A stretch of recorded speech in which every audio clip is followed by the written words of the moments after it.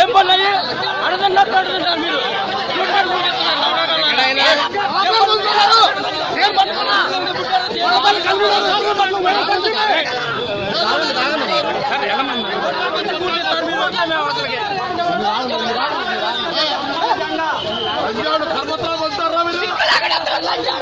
కొడగల్లారు పేదల కోసం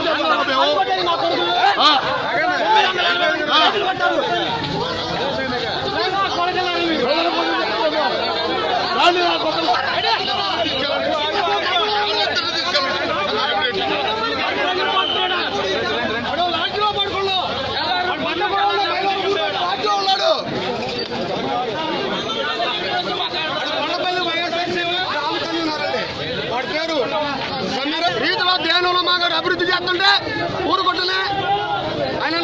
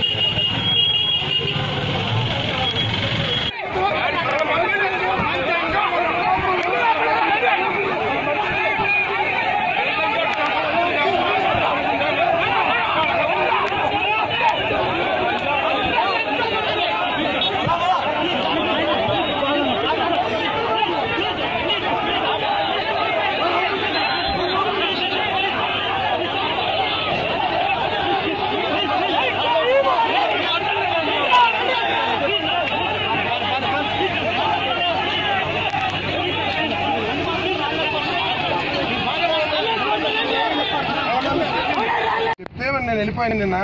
వెళ్ళిపోయినప్పుడు మా గురించి మాట్లాడకూడదుగా. లేదా మీకు దమ్ముంటే నేను అడిగే ప్రశ్న చెప్పాలా లేదా వాళ్ళకి బయట అనుకో నేను తోక ముసుకుని వెళ్ళిపోతా కదా, ప్రజలకు అర్థమైపోతుంది.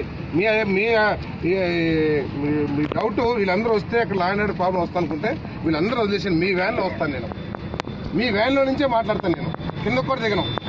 మీరు అడగండి మీ ఎమ్మెల్యేకి రెడీగా ఉంటే అడగండి. ఏంటి విడుదల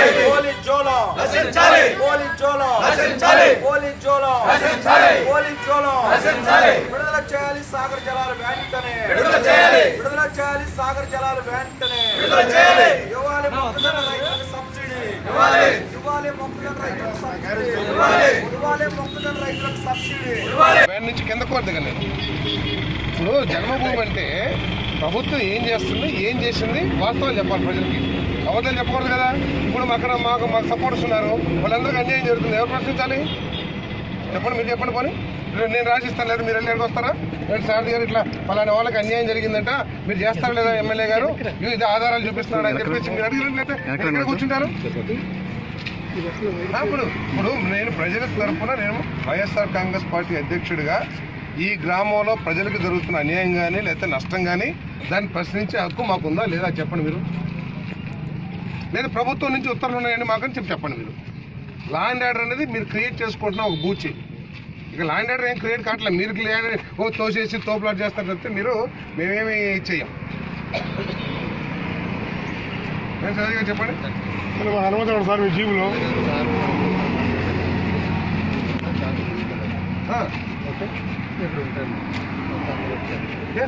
సార్ ఆలోచన అందరూ మాట్లాడితే